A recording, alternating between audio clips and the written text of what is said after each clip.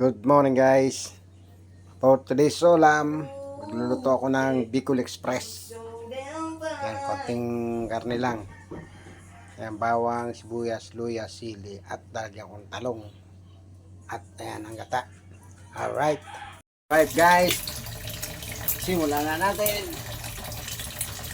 Isa na tayo. Bawang.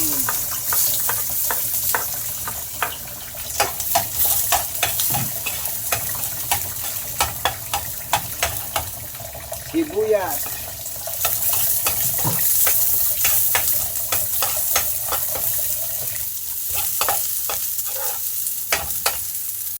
Saway na natin ang luya.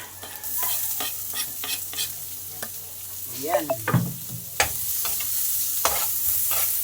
Ilagay na natin ang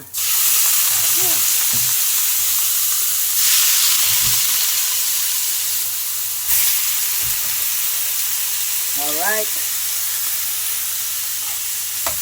Mikos.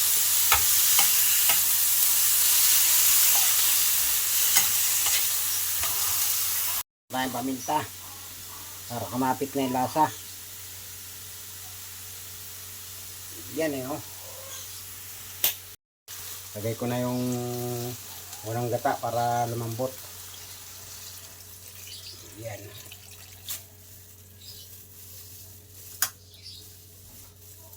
Palambot ng karne. Alright. Ako muna. Kaya muna natin siya. Nag-reduce na yung sabaw. Kaya natin malambot na.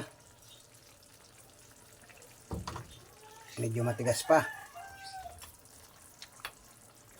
Konti pa. Alright. Lagyan natin yung talong. Mas masarap kay gulay ng konti. 3 pirasong talong. Ayan.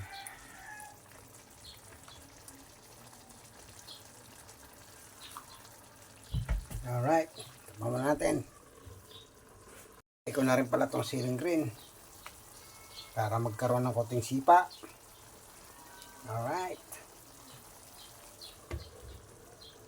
Ilagay na natin itong konting ang huling gata. Iyan oh.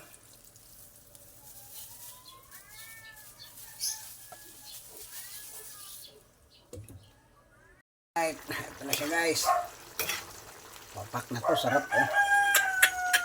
Grabe na naman ang taob na naman kaldero nito.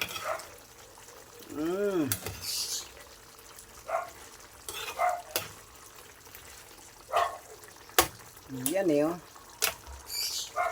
Ako nito, patuyuin na lang ng konti. Nako. Ayos. Alright.